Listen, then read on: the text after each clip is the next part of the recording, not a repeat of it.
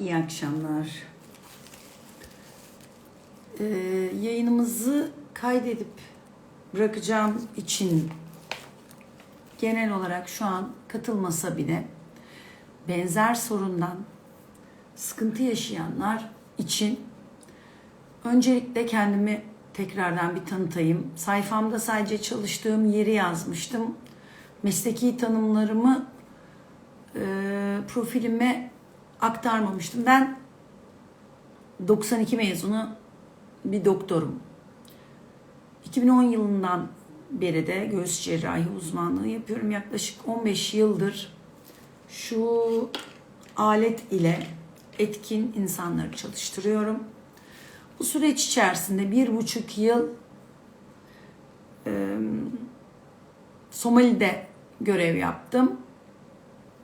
Onun sonrasında bu süreçte fitoterapi eğitimi aldım Medipol Üniversitesi'nden. Neden ben nefes anlatmaya başladım? Benim işim, ben ciğeri keser, yarım ciğeri çıkarır, masaya koyarım. Söner ciğer, işte çeşitli hortumlar takarım, farklı boylarda. Şunu belki görenleriniz olmuştur. Bunun daha kalınları da var tabii. Ben bu gece alerji, otoimmünite ve bana özelden de Arzucuğum merhaba, çok yazıyorlar. İşte bilmem kim bey enerji gönderiyormuş ama bilmem işte Ercan Bey'e iyi gelmiş. İşte Döndü Hanım'a iyi gelmiş. Ben sanırım 6-7 yıl önceydi. Konya'da, yakınları izliyorsa sevgilerimi gönderiyorum. Öyle bir şifacı beyefendiyi ameliyat etmiştim. Kendi enfeksiyonunu çözememişti. Anlatabiliyor muyum? Enerji var. Bir sürü insana faydası olmuştur. Adını da hatırlamıyorum ama solda 5 ayrı alanda bütün ciğerinin bölmelerinin aralarından iltihapları böyle nakış gibi temiz temiz sıyırıp temizlemiştim. Sonra da kurtulmuştu. Yani ben bu enerji işlerini biliyorum. Benim babaannem de çocukluğumda üniversite öğrencisiyken işte el vermedi mi, bağ okumuyor musunuz, sihirleri okumuyor mu diye bana gelirlerdi, sorarlardı. Yok ya derdim, ablamı kayırdığı için biraz da öfkeliydim babaanneme.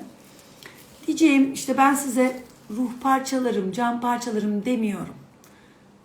Sevgili, değerli takipçiler diyorum. Bir kısmınız tanıdıklarım da varsa da tanımadıklarım da çok fazla.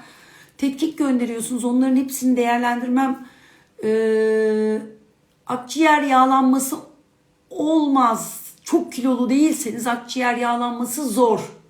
Karaciğerde yağlanma olur. Her şeye iyi gelecek benim bu saydıklarım. Çok mucizevi şeyler bekliyorsunuz.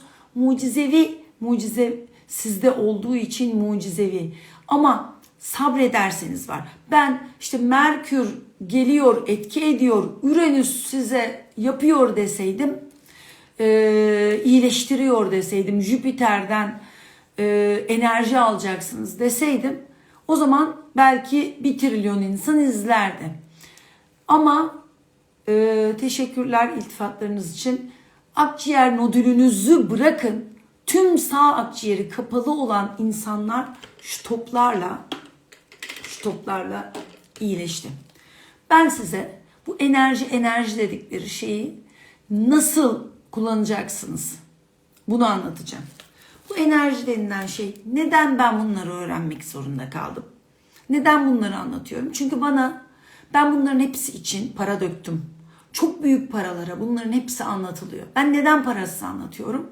Ben duanın daha büyük bir gücü olduğuna inandığım için bunu böyle anlatıyorum. Deli diyenler de var ama benim inancım ve algım böyle. Ben zor ve sıkıntılı, hepimizin olduğu gibi benim de oldu. İşte hocam aynı bizden birisiniz diyor. Ben sizin aynınızım. Yani bir sürü arkadaşım var içinizde. Biz insanız, buradan yiyoruz, kulağımızla işitiyoruz gibi. Yani nefesi bitti mi herkes ölüyor. Aynen nefes egzersizlerini yapıyorsunuz. Koronavirüs olanlar lütfen, zaten koronavirüs için anlattıklarımı şimdi bölmeyeyim konuyu. Antalyalı değilim, Tireliyim, İzmir Tireliyim.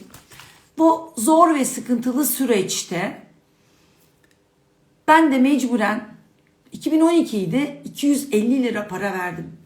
Theta Healing yaptırdım. Ne oluyor biliyor musunuz? Enerji.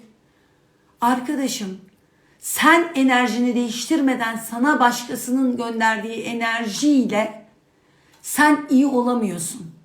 Mindfulness, anda kalmak. Onun da bir sürü kürsüleri var, profesörleri var. Anda kim kalacak? Sen kalacaksın güzel kardeşim. Seni Ali, Ayşe, Rüya anda tutamaz. Sen eğer vay o kaynanam neler yaptıydı demeye devam edersen anda falan kalamazsın. Anlatacağım nefes egzersizini nasıl yapacaklarınızı da.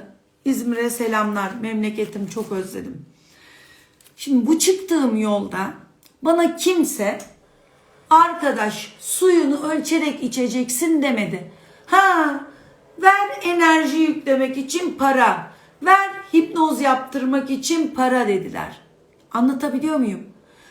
Sadece hipnozla, sadece enerjiyle, sadece beslenmeyle hiçbir yere gidemezsiniz. Ya da sadece nefesle. Nefes yapmazsanız ve diğer parametrelerin, diğer bağlı şıkların eğer ki birinde, diğerinde, ikisinde aksama yapar, nefesinize gelirse nokta, her şey nefesinize gelirse o zaman son nokta bana düşer yolunuz. Theta Healing de yaptırdım. O an çıkarken böyle bir iyisin gibi geliyor. Yok, bilinçaltı temizletiyorsun. Arkadaş, kendi bilinçaltı çöplük gibi olan insanlar, bunların üzerinde tonlarca kitap yazılıyor. Bu kitapların hepsi sana anda kal, içindeki çocuğa dokun diyor. İyi güzel, tamam da bu nasıl olacak? Ben size olayın net matematiğini veriyorum. Tamam. Şimdi benim bu çıktığım yolda nefesin önemini fark edince, her yol nefese çıkınca, şu kadar paraya Hacer'cim merhaba, şu kadar paraya, bu kadar paraya tonlarca para döktüm. Psikiyatristler verdi 2 tane tablet, antidepresan. Sen serotonini, dopaminini, oksitosinini ve GABA denilen hormonların işte salgılarını, düzenlemesini öğrenmezsen doktorların, şifacıların, enerjicilerin maskarası olursun. Saçımı sonra paylaşırım nasıl şekillendirdiğimi. Bütün olay enerji denen Çi enerjisi, kadim bilgelikte Çi enerjisi olarak geçen en güzel metin ve en dürüst metin anlatır. Metin'in Yol kitabını okuyun. Spiritüel kısmını, çakraları, enerji döngüsünü, alma verme dengesini çok güzel anlatır. O Çi enerjisi de ne biliyor musunuz? Bilim dünyası tarifiyle. Şu, hani her hücrenizde var diyorum ya, bunun başka bir görseli var sunumlarda kullandığım. Yarın onu da döktüreyim de pazar günkü eğitimde onu da algılarsınız. Bakın, şu mitokondriniz, şunun iç zarından dış zarına bir elektron akışı oluyor. Hani topraklanıyorum ya bazen çimlerde. Vücudunuzda negatif yüklü iyonlarla pozitif yüklü iyonlar denge halinde olmak zorunda. O yüzden bu dengeyi sağlayabilmek için bu mitokondrilerin sağlıklı çalışması lazım. Yani bunun çalıştığı sistemde her hücrenin içinde oluyor. Yani bu her hücrenin içindeki denge şöyle, bu mitokondride şu eritrositlerle bir gün sigarayı bırakma konusunda sigara içenler için ayrıca bir canlı sunum yapacağım. Ben de çünkü 3 paket içtiğim dönemden bu noktalara geldim. Hayır, kuahıp pandemiden korumaz. Şu eritrositler oksijen. Velhasıl sizin şu demiriniz düşükse yeterli oksijen, stres olunca, çünkü onları da anlatacağım.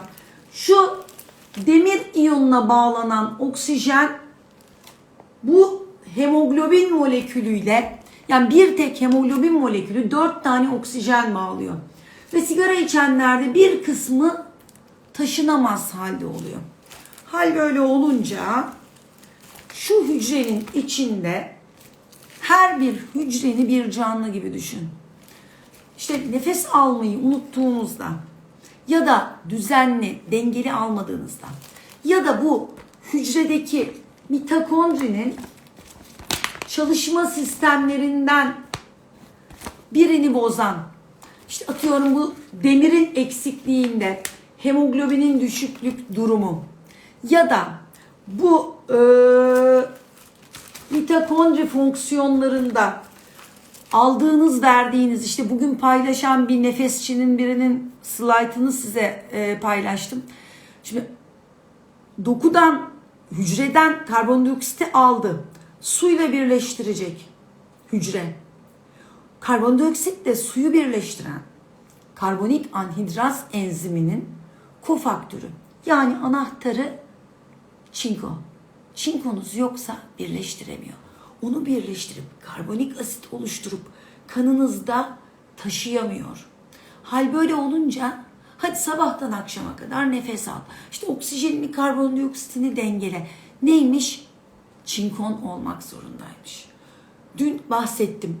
330 tane bu mitokondri çalışmasında faaliyet gösteren enzim magnezyuma bağımlı çalışıyor. Magnezyumun yoksa bir yere kadar. Nitrik oksitin, arginin olmadan üretilmiyor. B12 yutkunma güçlüğünde yemek borusu çalışma sistemini, kaslar, aktin, miyozin fibrilleri, bunların kalsiyum, magnezyum, hani kollarınızın kasılmasında ağrı oluyor ya, arada kalsiyumla magnezyum yapıyor, çalışıyor. Ben bütün bunların ayrıntılarına girmeyeceğim, kafanız çok karışır. Ama öyle geniş ve büyük sistemler var ki şöyle kabaca şu şekilde bir sürü sistemler var.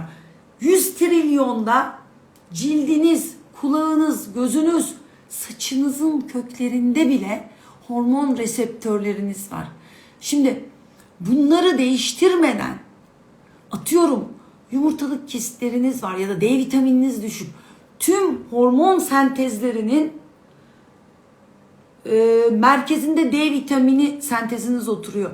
D vitamininiz 7'lerde 8'lerde hasta geliyor bana. Şimdi bunlar düşükken sabahtan akşama nefes. Ben neden nefesi anlatıyorum? Buna para vermiyorsunuz. Bana diğerlerini sormayın. Onları çok anlatan var. Onları pazarlayan, işte magnezyumdur, kalsiyumdur, yani çeşit çeşit D vitaminidir, ilaç firmaları var. Ben aromaterapi hocamızla birlikte nefes anlatırken diyorum, birinde şişe getireceğim. Şu kadarcık şişesi korkunç fiyatlara gül yağının ve buna para vermek, desem ki size gül yağı koklasanız gidip işte bilmem kaç gramı 980 lira onu alıyorsunuz ama vaktinizi ayırıp nefesine teşekkür yapmıyorsunuz. Nasıl nefesine teşekkür? O 1 dakikalık video tekrar yaptığınızda bir su damlası gibi, nasıl ki bakın şuradan kenarından akmış su damlası, işte elimde su damlası buradan akıyorsa, bu şişe de bir hoş, şişeyi doldurdu bu su. Yak limanında da kayaları aşındırıyor. Aynı bu şekilde bana bronşektazisi olan bir takipçim şey yapıyor. İşte yapsam iyi gelir mi? Yapsam iyi gelir mi? Arkadaşlar, benim önerdiğim şeylere para vermiyorsunuz. Sadece saatinizin alarmını kurup 10 dakika Covid'i geçirmiş olanlar da Covid geçirmekte olanlar. Özel durumlarınızı lütfen ayrıca şey yapacağım. Bu hani şifacılara evre 4 kemik metastazı olan insanlara anlatıyorum. Tamam, mitokondri çalışması için diğer alacaklarınızı doktorunuz versin. Doktorlarınıza danışın. Ben enerji çalışma sisteminden bahsediyorum. İşte nefesinizi doğru kullanarak 1 dakikalık nefese teşekkür egzersizini yaptığınızda 4-4-8 basitçe, ama zorlanıyor musunuz? 3-3-6 3-5-8 envai çeşit kuş konduruyorlar. Ay işte 365 nefesini öğrenin diyor. 5 al 5 vermiş. Yok işte 4, 7, 8. Olay bunda değil arkadaşlar. Olay neydi biliyor musunuz? İşte yoga eğitmeninin de cilt altı amfizemini iyileştirdikten sonra ben nefesi anlatmak zorundayım dedim. Sizin şu mitokondrinizde ATP denen, yani hücrenin kömürcükleri diye benzetelim, ATP oluşturuluyor. Hani vitaminler, mineraller kilo aldırıyor diyorsunuz ya. Aslında vitaminler, mineraller bu mitokondride enerji elde edilmesini arttırıyor.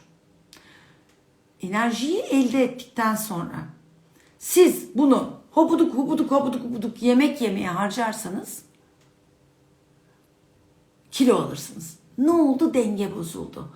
O zaman da sağlık sisteminiz, kilo zaten bir hastalık, bozulur. Bir şeyleri aşırı yapmaya harcadığınızda ürettiğiniz şu mitokondrinin ürettiği enerjiyi doğru yönlendirmeniz gerekiyor. O yüzden de sizin bu dünyaya katkı sağlayan bir şeye çevirmeniz gerekiyor bu enerjiyi.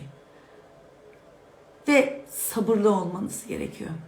Ha, bu bahçeye ektiğiniz saksıdaki bitkilerin dibindeki yabani otları temizlemek de olabilir. İşte bir dikiş dikmek de olabilir. Ben açıkçası koronanın yoğunlaşmasından dolayı bu kronik hastalığı olanlara şifa olsun diye Instagram'a bakmaktan yapacağım bir sürü kendime zevk veren şeyleri yapamıyorum. O yüzden lütfen hepiniz bir şekilde öğreneceksiniz. Hayat hepimize, koronanın geliş sebebinin de bu olduğu gibi, nefesine teşekkürü, doğru nefesine teşekkürü öğretmek için var hayat. Neyden korkuyorsanız, neyin olmasını istemiyorsanız, Niyet Defteri kitabında Meltem Reyhan bunu çok güzel anlatır. Dileklerinizi doğru isteyin. Ay bu olmasın, ay yağmur yağmasın. Yağacak.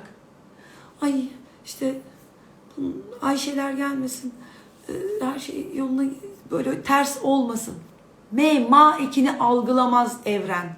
Sadece beyin ve beden sizin ona olumlu, böyle akar, böyle olur dediğinizi algılar. Bedeninizin aklı var arkadaşlar. Bayağı gözünüzün bir aklı var, kulağınızın bir aklı var, omzunuzun, tüm hücrelerinizin bir aklı var. Her hücrenize sizin anlayacağınız şekle çevirmek için isim veriyorum. İşte atıyorum, gözünüzdeki bir hücrenin adı Rüya, omzunuzdaki bir hücrenin adı Nazik, işte sol omzunuzdaki hücrenin adı da Şirin. Ve siz nefesinize teşekkür ederken sol omzum. Lütfen. Seni seviyorum. Özür dilerim neyi yanlış yaptıysam ki sen bana bunu belirtmek için ağrı verdin. Ben anladım. Lütfen affet omzum. Teşekkür ederim. Dediğinizde benim geçmiş paylaşımlarımda var. Yani şurada hayat çorbası tarifinde Ho'oponopono diye bir uzak doğu öğretisi ya da bizim dinimizde ben dinle açıklıyorum diye din reklamı yaptığımı zannediyorlar. Haşa benim öyle bir niyetim yok. Din alimi de değilim. Ama dinle bağlantılarını Yavuz Bey izliyorsa Yavuz Tellioğlu diye tevafuk benim de rastlantısal bulduğum bir Instagram adresi çok güzel kadim bilgeliklerle, astrolojiyle ve İslam diniyle bağlantılarını acayip bilgilerle anlatan bir beyefendiyi takip ediyorum. Oradan çok daha derin bilgiler öğreniyorum. Deniz Erten daha ayrıntılı anlatıyor ama nefes konusunda yanlış ve tehlikeli olabilecek şeyler yapıyorlar. Yazdım ama bakmadı. Yani sağ omzum nazikti ya, sol omzum şirindi, gözüm rüya. Ben sırasıyla nefese teşekkür yaparken yaslanıyorum. Kendim de yapıyorum her gece ve her sabah. Teşekkür ederim diyorum ya gördüğüm için. Rüya anlıyor. Ve tamam. Bu diyor anladı benim hükümdar olduğunu. Aklı var diyorum ya. Nazik sağ omzumdu ya. Sağ omzunda bir ağrı var. Özür diledim ondan. Lütfen affet dedi. Ya tamam diyor. Bunu nasıl yapıyor biliyor musunuz? Sinir hücreleri, nöron dediğimiz sinir hücreleri nöroplastisite diye değişim ve uzantılar geçiriyor. Bunu nasıl yapıyor? Kimyasallarla yapıyor. Hani o saydığım bir sürü kimyasallarla. Bu kimyasalları değiştirerek İlknur Hanım bunu başka platformlardan isteyin lütfen. Yorumları kapatmak zorunda kalacağım. Yani bedeninizle konuştuğunuzda sizin ne dediğinizi anlıyor. Ve kalbinizin kapakçığının içinde sizin tuzu ne kadar ektiğinizi ölçüp sodyum miktarınıza göre salgı ayarlarını değiştiren hormonlar salgılanıyor. Yani hani size psikiyatriste gittiğinizde verilen serotonin sizin serotonin geri emilmesin, parçalanmasın, sinir aralığınızda daha fazla süre kalsın diye verilen haplar aslında bağırsak çevresinde, hani ikinci beyin bağırsaklar deniyor ya, bütün bağırsak duvarlarının kenarındaki küçük sinir torbacıklarında var. Yani o salgılar oradan değişiyor. O yüzden zaten Doktor Rengin Börekçi diye benim de takip ettiğim biyokimya uzmanı, klinik biyokimya uzmanı hanımefendinin sayfasında bir sürü insan sıkıntılarından, hastalıklarından, diyabetten, astımdan, çeşit çeşit hastalıklardan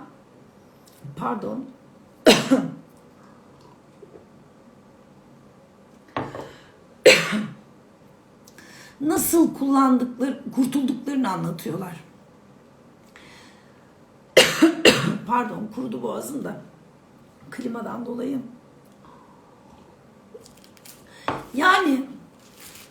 Yani şu baloncukları etrafını saran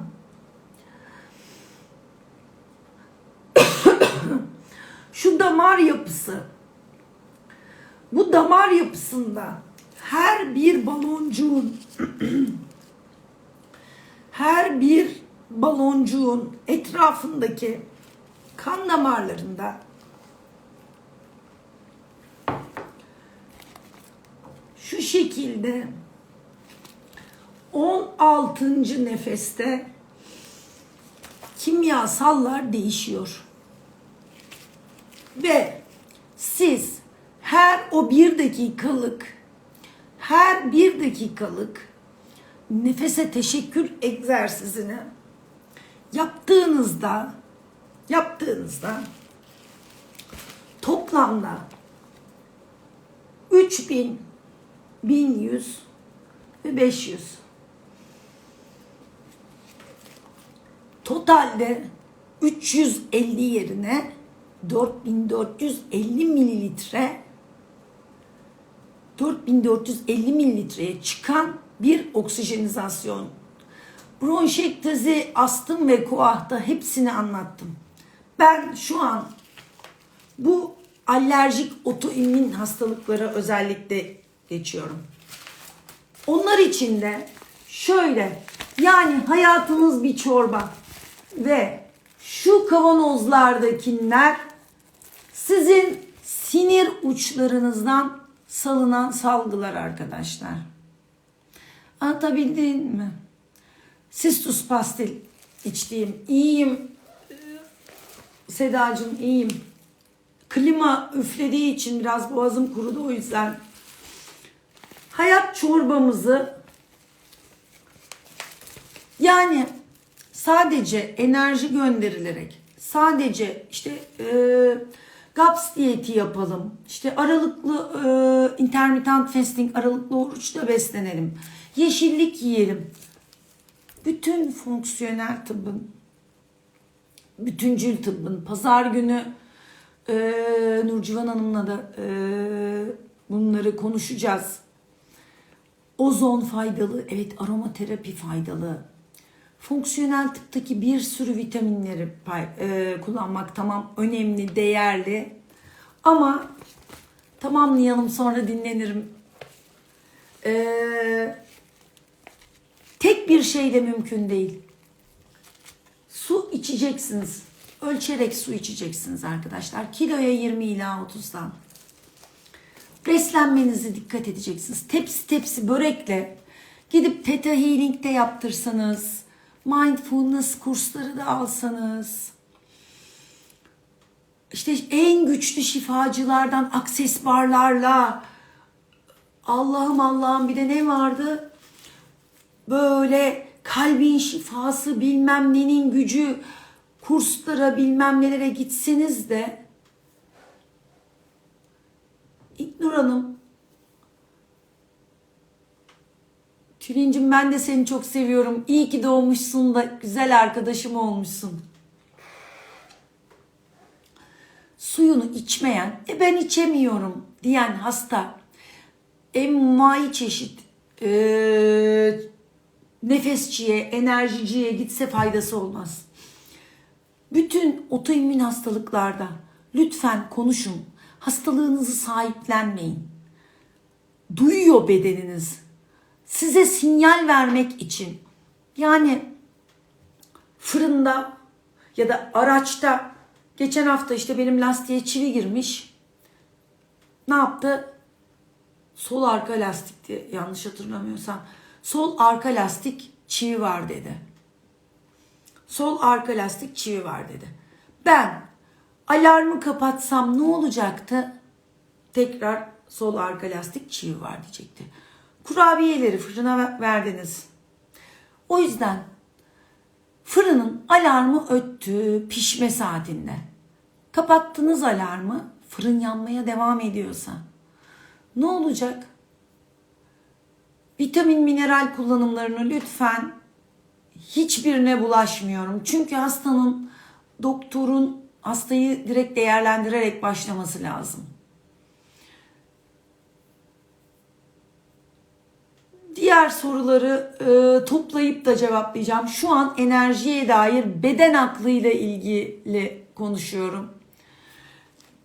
Ve bedeninizin aklını çalıştırmasını sağlayın. Ben de çok seviyorum Sedacığım seni. Ve Tülin'i. Yani o otoimmün hastalık bilmiyorsunuz.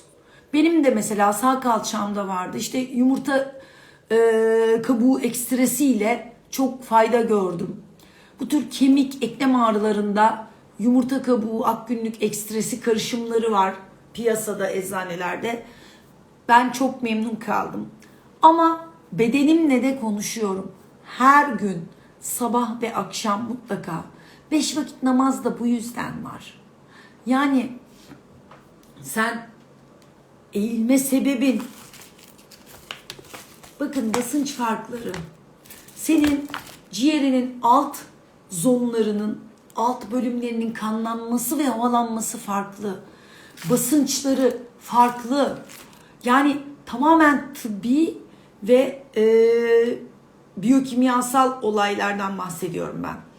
Bunu doktor arkadaşlara daha bilimsel anlatıyorum. Ama ana şema bu. Yani biraz sabırlı olacaksınız. Sabırlı olacaksınız. Bedeninizi dinleyeceksiniz. Yoksa doktorların da, şifacıların da, enerjicilerin, astrologların maymunu olursunuz. Ne olacak yani, Merkür'ün, ayın seyrini mi değiştireceksiniz? Yok öyle bir şey. Enerji. Nasılmış enerji? Esas bahsedeceğim. Nerede o? Şurada. Bir saniye. Bedeninizle konuştuğunuzda ne oluyor biliyor musunuz? Bedeninizle konuştuğunuzdaki o salgıları ilk başta pat diye olmuyor. Çünkü damla damla damla birikip çoğaldıkça etkinliği ortaya çıkıyor. Şifre şurada arkadaşlar. Bunlar beyin dalgalarımız. Şu hani Theta Healing denilen Theta beyin dalgasına sizi sokacaklar ya, bir sürü para veriyorsunuz, kurslar alıyorsunuz ya. Tamam, soktu. Gittin eve. Tekrar sen o kirli bilinç aldın, altın hortladı. Ne yapacaksın? Habire gidip de bilinçaltını mı temizlettireceksin? Habire Theta Healing'çiye para mı bayılacaksın? Nefes terapisiymiş. Nefes terapisi. Tamam, nefes terapistleri olsun. Şuradan yanlış anlaşılma olmasın. Evet, olacak. Biz hatta devlette açacağız doğru nefes ve enerji farkındalığı birimlerini. Kişi kendisi öğrenmezse iyi nefes terapisti size doğru nefesi, etkinliğini, size bağlı olduğunu ve siz yaparsanız iyileşeceğinizi öğreten nefes terapistidir. Şifa için yola çıkan nefes terapistlerine canım feda. Ama hiçbiri sönmüş ciğeri açamaz. Sabahtan akşama kadar Zeliha'cığım, merhaba. Zeliha da şahidimdir servisten ne çok öksürtüp çalıştırdığımı, hastalarımı. Hastalarıma da dediğim şey şu: nefesine teşekkürü bilmediğin için. Kapalı gelen hasta yakınlarım ben şükrediyorum der. Herkes öyle diyor. Ay inşallah olsun. İnşallahı maşallahı yok. Sen çalışacaksın arkadaşım. Allah zaten sana mükemmel bir beden vermiş. Sen o mükemmel bedeni kullanıp o baloncukları etrafındaki kimyada, o çorbanın karışımının içine, üstüne yağı kavlayıp dökmezsen neden mercimek çorbası sasuk sasuk diyorsun? Yağ kavlamamışsın üstüne. Ne bekliyorsun? Geçici olarak yağ kavlayacak. Her dakika yapıyorsun o çorbayı. Gittin Theta Healing'çi, nefes terapisti, yağı kavlayacak. İçtin. 2 dakika sonra yapılan çorbaya yağın yok. Anladın mı? Neden kendin öğrenmelisin nefesine teşekkür etmeyi? Bir zahmet. Bana yazıyorsunuz. İşte şuna iyi gelir mi buna? Ya kardeşim, güzel kardeşim. Tamam, ben anlatayım, yoruldum ama videolarda hepsi var. Sen zahmet edip açıp da 80 dakika 50 dakika videoyu seyretmiyorsun. Bekliyorsun iyileşmeyi. Hocam iyi gelir mi? Hocam iyi gelir mi? Ne kadar yapacağız? Başla. Kendin bunu ayarlayacaksın. O hiperventilasyonu, karbondioksit, oksijen dengeni, kanındaki salgıların dengesini kendin ayarlayacaksın. Anlatabiliyor muyum? Muazzam dizayn edilmişsin. Şu an ben konuşurken eğer ki konuşma alanımda braca diye bir alan var. Oraya ileti gitmezse yapar kalırım. Anlatabiliyor muyum? Görürüm ama ne gördüğümü bilmem. Hatta bazen sizde olur mu? Bende olmuştu. Bir sabah çok erken kalktım, bakıyorum. Saat ne taraftan ne tarafa okunuyordu falan diyorum. Böyle hani o aradaki küçücük nöroncuklar arasında bağlantı, şu frontal lobu. Frontal lobda bilişsel düşünce, karakteriniz, yüksek karakterler bulunur. Burası arızaya geçsin, hele deli çocuk gibi böyle kontrolsüz gidersin. Motor merkezine geldiğinde pıhtı yaparsın, evet kaydedeceğim. Konuşamazsın. Bir hastamın pat diye kanseri 30 Ağustos'un tatilinde kanser tanısı geldi. Patolog arkadaşım aradı. 2 Eylül'de konuşma motor merkezine, evet kaydoluyor. Konuşma motor merkezine pıhtı attı. Zeliha sen varken de zannediyorum Uğur Bey'in, adam Kasım ayına kadar eksi oldu. Kitle yok. Bir tek kanser hücresinin konuşma motor merkezini bloke etmesiyle konuşamaz oldu. İnanılmaz muazzamlıkta. Sen hani şunu içiyorsun ya, yemek borusu tıkalı bir insan için şunu içmek nasıl bir mucize bilmiyorsun. Şöyle konuşuyoruz ya, ses tellerinden ameliyat olmuş birisi için konuşmak çok zor. Diğer yürüyemeyen, göremeyen vesaire saymıyorum. Polyanlacılık mı? Değil. Her gün milyonlarca biyokimyasal reaksiyon senin bilgin dahilinde, haricinde gerçekleşiyor ve sen böbreğine söylemiyorsun süzme gerektiğini, neyi nasıl içtiğini. Ama sen bozuk bir şey yediğinde seni kusturuyor ya da ishal yapıyor. Lütfen bedenine güven. Bedenin senin imparatorun ve o imparatorun huzuruna çıkıyorsun. Aslında 5 vakit o imparatorun huzuruna çıkıyorsun. Aldın 3000 mililitre yedek hava alma hacmini, ama 3 ama 5, ben 10 sayıda alabiliyorum. Doldurdum. Karnımın şişmesi, diyafram nefesi, fasulye nefesi, böbrek nefesi, yok öyle bir şey. Hepsini ciğerine alıyorsun güzel kardeşim, tamam. İşte bak, o ciğerde ben ameliyat ediyorum. Ben kestim, gördüm. O nefesçilerin hiçbiri, ben böyle parmağımla tüp takarken dokunuyorum. Parmağımla boru takıyorum. Şu ciğeri alıyorsun. Nefesin hepsini ciğere alıyorsun. Tamam. 300 milyon bu. Tek tek bu baloncuklarda çorba tenceren kaynıyor. Şimdi çorba tencere ne koydun, pişirdin? Mercimek mi koydun? Brokoli mi yaptın? Mesela ben sarımsağı abartmışım. Oğlan vıt vıt vıt her şeye de sarımsak koymuşsun anne diye dır ediyor. Anlatabiliyor muyum? Yasemin'cim merhaba. O çorbanın kıvamını nasıl ayarladın? Her saniye, her nefesinle bir çorba karıştırdığını düşün. Ben yapmıştım. Dün de teşekkür etmiştim.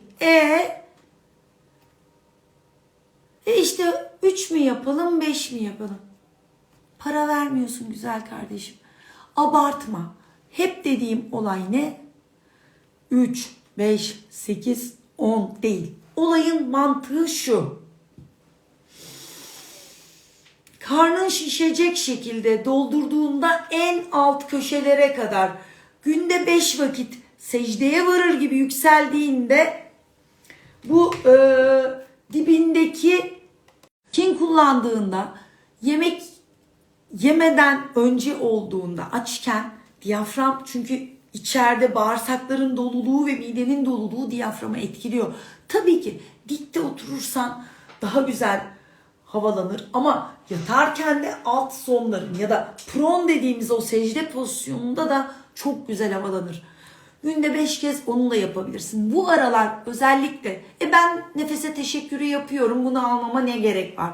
Hayır, koronavirüs döneminde bunun hatırlatıcı olması bakımından Cengiz Bey çok sevindim.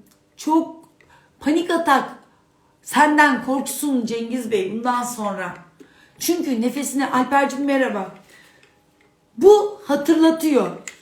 Bunun reklamını yapıyor olamam. Hani bir ay Meryem'im mirrorum. Bu toplarla 15-20 liralık toplarla bütün ciğerin etkin bir şekilde havalanmasını sağlayacaksınız. Yani hal böyleyken doldurdum 3000 mililitreyi, biraz bekledim. AVM'ye girdim. Mesela bugün girdim. Sadece fişleri böyle çektim. Kısacık koşturdum. Çok şey alabilir miyim? Alamam. Anladın? Beklemek neden önemli? Şu balonların içinde beklediğinizde çok Latince sayamayacağım kadar, hani bu koronavirüsle savaşta bütün ilaçlar bunun içinde, koronavirüsün ilacı, şifalanma ilaçlarının hepsi salgılanıyor. Yani sevgiler, o balonun içi senin çorba tenceren ve o çorba tenceresinin içinde, yani sen şekeri doldurmuşsun. Ya bu çorba neden tatlı diyorsun? Ya güzel kardeşim, içinin karışımını hazırla kendin. Zerdeçalını, zencefilini, karabiberini. Çünkü bunların hepsi etken madde. Ben de fitoterapide öğrendim. Yani sen zerdeçal koyduğunda kurkuminoid koyuyorsun. Karabiber koyduğunda piperidin etken maddesini koyuyorsun. Ve diğer sarımsağı koyduğunda alisinoidleri koyuyorsun. Anlatabiliyor muyum? Çorbanın bağışıklık salgıları bekledin. Aldığın kadar, o balonların şiştiği kadar bekle. Ne oluyor? Ne oluyor? Böyle karbondioksit, oksijen bu şekilde değişiyor ve bir sürü başka salgılar giriyor kan damarının içine. Şu balonların içinden buraya salınıyor. Yani öyle büyük bir alan ki, şöyle 70 metre, yani bildiğin tenis sahası kadar büyük bir alan. Senin hayat çiçeğin o salgılarla senin beyin dalgalarını değiştiriyor. Alfa ve teta dalgasına geçiyorsun. Yani mutluluk salgısı. Bakın şu balonlarda böyle, bu böyle doldurdunuz mu hiç? Buz torbalarını çeşmeye dayarsın. Pıt pıt pıt pıt pıt su akar. En alttaki buz kalıplarını da doldurur. Doldurunca bağlarsın, difrize koyarsın. Aynı onun gibi bu balonlar, aldın, beklediğin salgılar değişti. Damarlardan beyne gitti. Kimyasallar, karbondioksit, oksijen miktarını beynin belirliyor. Senin bir merkezin var. Küt deyip solunumun gider. Anlatabiliyor muyum? O yüzden alıp beklediğinin yaklaşık 2 katı kadar, yani 4-8 dediğim 5'te bitiyor. Hafif karnını sıkıp fınkırarak verdiğinde şu yedek hava verme hacmin 1100 mililitreyi veriyorsun. Yani yedek hava alma hacmi sende, istepne ciğer yaratmış Allah. O 3000'i doldurdun. Bekledin, salgıyı coşturdun. Lezzeti bastın çorbanın içine. Bir de sıkarak boşalttın. Sakince envai çeşit merak eden doktor arkadaşlarım okusunlar. Solunum.org'da 305 sayfa falan. Çok güzel bir kaynak. Nasıl muazzam bir oluş, nasıl ben bu vakte kadar bunu idrak etmedim, tonlarca para döktüm. Ben döktüm, siz dökmeyin istiyorum. Kendi hayat çorbanızın lezzetine bir fiske tuz, ay şu nar ekşisinden de biraz karıştırayım. Şöyle önce terbiyeleyeyim, nohut unuyla bir terbiye yapayım diyerek lütfen ayarlamaları kendiniz yapın. O yüzden yüksek tansiyonu olanlar bekleyebiliyor. Şöyle, burada kural Gonci, kural ne biliyor musun? Tansiyonu olanlar, kalbinde rahatsızlık olanlar, beyninde işte pıhtı atma riski olanlar,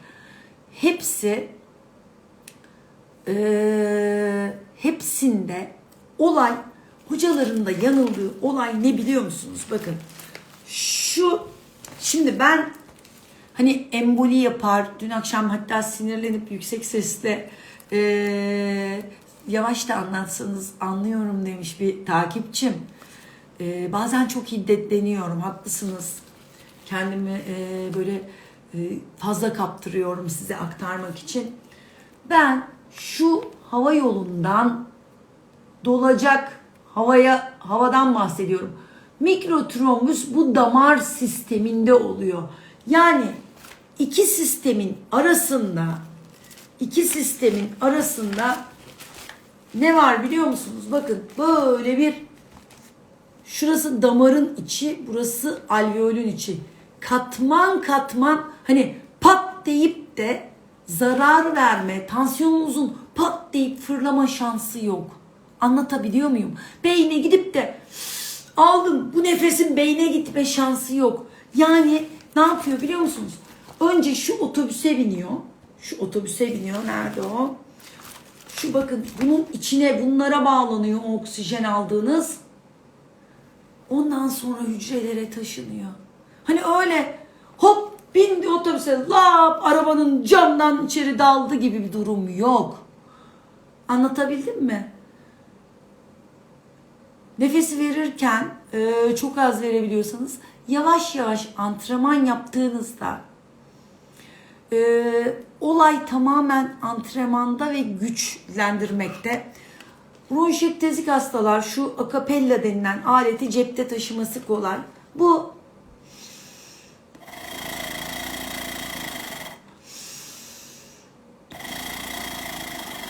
şurayı titreştiriyor. Bu da ne yapıyor biliyor musunuz? Hani böyle bizim küçükken talaş sobamız vardı. Mevsim bitiminde, baharda o boruyu emaye böyle vururduk. Kurumlar dökülsün diye. Aynen işte o baloncukların içinde salgılar, segresyonlar var ve bunların temizlenmesi ilk başta, o yüzden bu trifloya çalışmaya başladığınızda balgam olması kulak çınlamanızda çok fayda sağlayacak.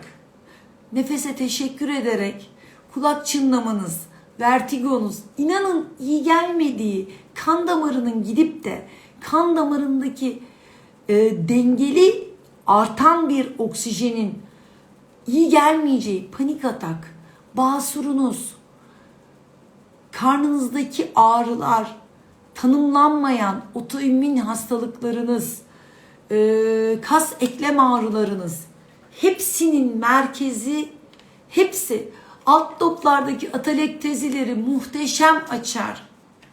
Nasıl açar biliyor musunuz? Şununla özellikle alt loblar böyle titreşiyor. Akapella.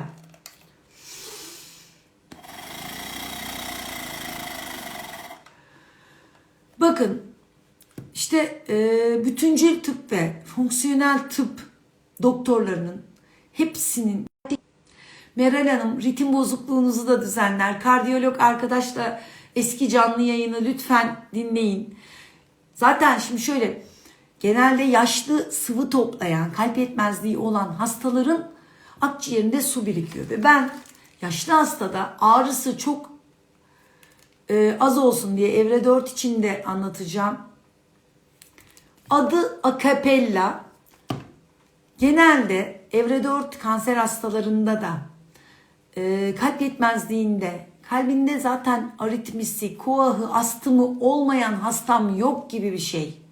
Yani o yüzden bu aleti zaten serviste kalp atışlarınız yüksek, kalp atışlarının düşürüyor işte. Yani o kadar iyi geliyor ki, o kadar iyi geliyor ki. O yüzden Parahat'cığım merhaba. Bununla ben boşaltıyorum. Yani size bütüncül ve fonksiyonel yaklaşan doktorunuz öncelikle gidin para verin. 3 milyon 5 milyon abuk abuk rakamlar istiyorlar. Vitaminlerinizi, minerallerinizi düzenlemek için. Şunu önermiyorsa size en başta ve bunu ne kadar nasıl kullanacağınız, bedeninize göre ayarlamanız gerektiğinin mantığını öğretmiyorsa size, nabzınız da düşecek Merve Hanım. Kalp ritminiz de, sadece satürasyonunuz, oksijenizasyonunuz yükselecek. Bunu öğretmiyorsa bütüncül doktorunuz, fonksiyonel doktorunuz, o doktorunuzla ilgili tereddüde düşün, olur mu? Çünkü benim tanıdığım, doğru, iyi öğreten bütüncül tıp doktorlarının hepsi fibromiyaljiye çok iyi gelir. Neden biliyor musunuz? Fasya denilen, biraz sonra fasya ile ilgili bir paylaşım yapayım. Bu arter ve ven, sinir, lenf dokularının içinde seyrettiği çarşafçık doku diyeyim, katmanlar arası dokuyu daha iyi oksijenlendiriyor. Harikasın Parahat, ben kaldıramıyorum. Astım hastasısınız. Evet, çünkü kuah astım hastalarını göğüs polikliniklerinin önünde bunları bu kadar anlatmak mümkün değil. Genelde ben ameliyat ettiğim hastalara anlatıyorum. Göğüs hastalıkları polikliniklerinin önünde anlatılamadığı için al bunu üfle fıs fıs, işte ne o bilmem ne Spiriva al, şunu al, Ventolin al, bilmem ne al deyip göndermek zorunda kalıyor arkadaşlarım. Fısfıslarıyla çalışan Mülkiye teyzemle canlı yayını lütfen izleyin. Mülkiye teyzem Covid sonrası yoğun bakımdan rahatladıktan sonra nefes açıcıları verilip akciğerinde bütün bu baloncuklarında atelektezi ve hasarlarla taburcu olan ve oksijensiz, sakın oksijenden ayrılmasın denen bir kişiydi. Ağlayarak beni aradılar. Kendisi de anlatıyor zaten. Yavaş yavaş ama düzenli bununla çalışmaya başladı. Diğer videolarımda söylediklerimi yapmaya devam etti. Ve şu bizim röportaj yaptığımızda 94 satürasyonla, yorgunluğunuz da geçecek Ergün Gönül 50. Sadece bana soracağınız vakit kadar beni dinlerken şunu yapın. Tamam. Yorulun. Yorulduğunuzda yaslanın. Bekleyin. Havalansın. Gözleri kapatın. Tamamen Yaradan'la bir olduğunuzu nasıl anlayacaksınız biliyor musunuz? Kaşlarınızdaki çatıklığı şöyle yapıp gevşetin. Şu kasın böyle dişinizi sıktığınızı fark edin. Açın. Bakın, kortizon değil, 50 milyarlık ilaç kullanmış Ömer amcaya Şubat ayındaki paylaşımlarında bakın. Eczacı Ali diye arkadaşımın babası 50 milyarlık ilaç kullandıktan sonra, Covid'den sonra muazzam koku ve tat için paylaştığım Hülya hocamın yağları var. Nozmix, burun çevresi yağı. Çok fayda gördü bir sürü hastam. Aromatik yağlarla koklama çalışmaları çok fayda ediyor koku Orta lob bronşektezi genelde eğer ki ameliyatlıksa o açılamayan kısmı çıkarıyoruz. Ama inanın ben nefes anlatmak zorunda kaldım. 2 yılda Musab diye bir hastam, eski postlarımda var. Ölü, bildiğiniz ölü ciğer. Bir baktım canlandı.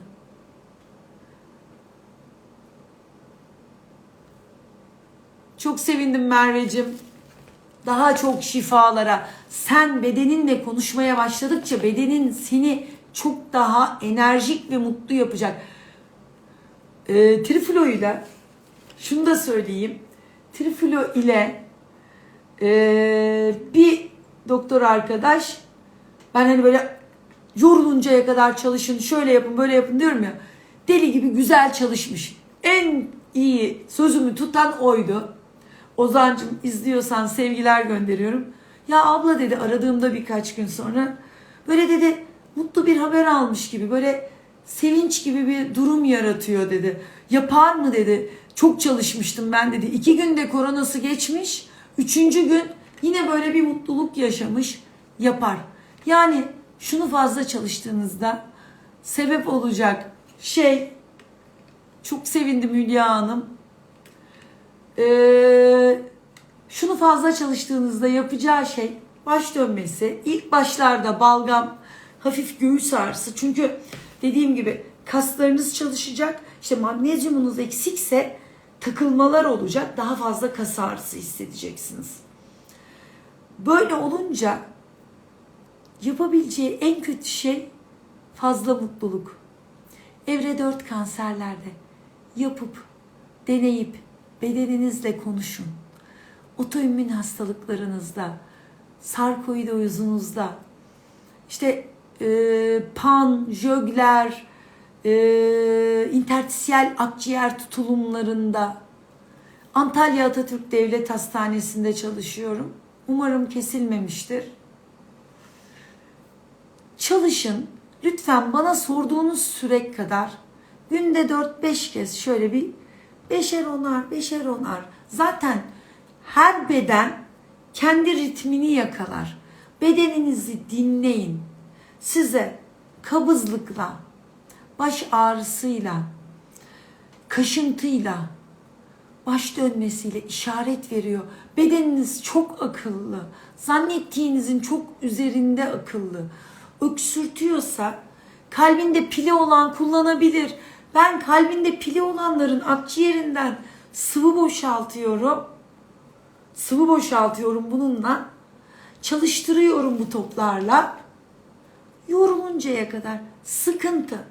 Bakın en çok üzerinde durduğum şey sıkıntı, çarpıntı. Kalp ilacı kullananların hepsi kullanabilir çok rahatlıkla.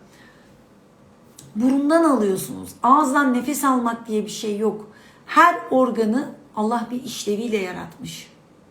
Yani diyorum ya, bedenin aklı var.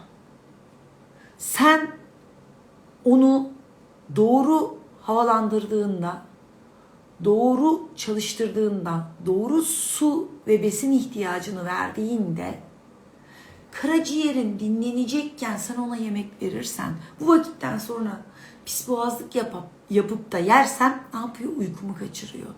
Hazımsızlık yapıyor, sorun çıkarıyor.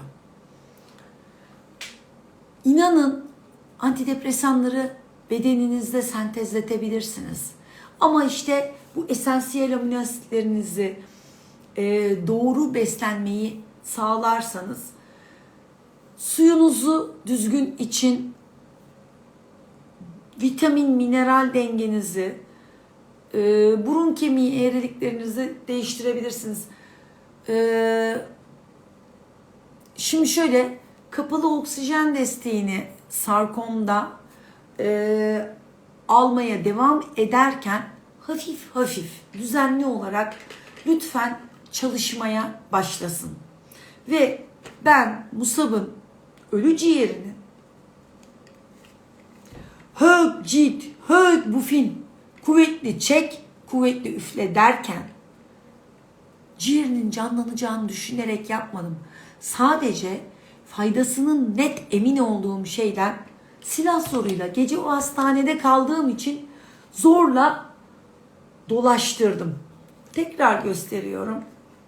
Burnumdan fınkırıyorum.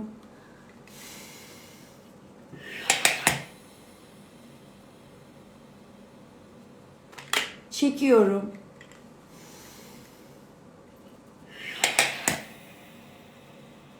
Çekiyorum. Bak böyle hafif hafif baş dönmesi yapmaya başlıyor bile. Çünkü konuşarak çok yoruldum. Kan kimyamın dengesi değiştiği için. Anlatabiliyor muyum? Çevirdim. Doldurdum kocaman ciğerimi. Üfledim. Bu kadar basit. Şifa 15-20 liraya. Kabızlıktan bahsederken başka konuya geçtik. Beden aklının çalışması. Bu çok sayıdaki mekanizmanın çalışmasıyla vücudunuzda parasempatik sistem, nervus vagus dediğimiz sistemler uyarılarak bağırsaklarınızın da 3/2 distal yani uç kısmı parasempatik hakimiyetinde olduğu için beyaz topun, bakın topların kalkıp çıkması değil, olay gayret içinde olup nefesinizin farkına varıp, atıyorum yemek yerken dururken şöyle bir derin nefes almanız, aklınıza geldikçe nefesinizi burnunuzdan alarak kendinizi şifalandırma enerjisine ve bunu yaparken mesela ben çorba karıştırırken 2-3 nefes şöyle alırım. Oh, nefesim kuvvetli gene. Anlatabiliyor muyum? O spirivaların hepsi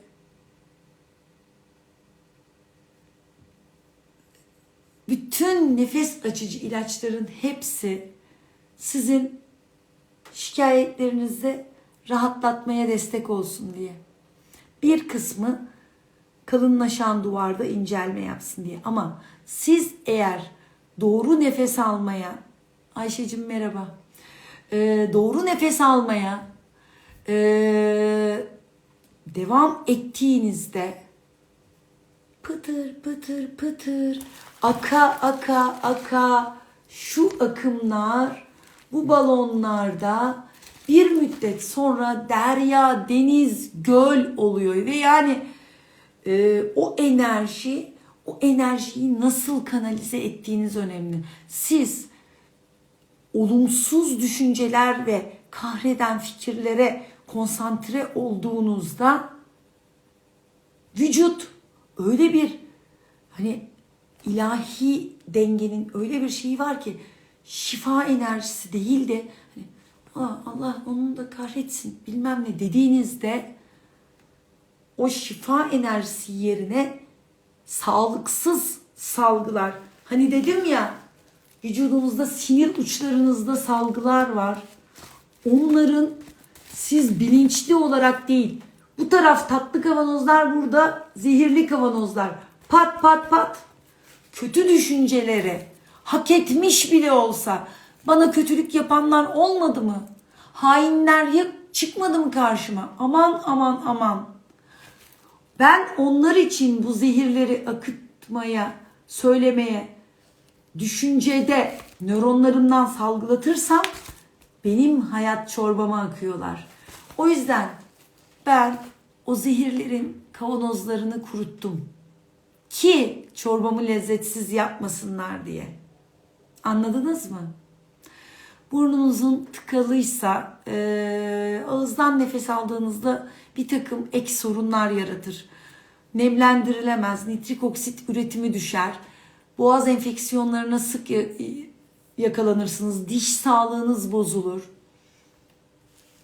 O yüzden lütfen bedeninizi sevip konuşmaya ve o hak eden zehirli tatları hani şöyle olsun böyle olsun Allah tabii sadece Yaradan'a havale edin. Siz bilmezsiniz, o bilir. Onlarla sizi karşılaştırma sebebi nefesinize teşekkürü öğrenmenizdi. Ama siz nasıl olur? Hep beni buluyor. Neden böyle? Niye hep beni bulur bunlar? Neden bana yapılıyor? Siz nefesi nefesinize teşekkürü öğrenin diye. Ben çok zor öğrendim. Yani çok fazla kitaptan, bilimsel, sosyal, kültürel çok fazla dönüşümle meşgul oldum. Çok teşekkür ederim iltifatlarınızın için. Koronavirüs enfeksiyonu hepimize nefesine doğru teşekkürü öğretmek için geldi arkadaşlar. Ama öğrenirsiniz ama öğrenmezsiniz. Şu an yaşadığınız hastalık alerjik, kanser ya da ülser, otoimmün. Size nefesinize teşekkürü doğru etmeniz için geldi. Ve bedeninizde konuşun. Bedeninize söyleyin.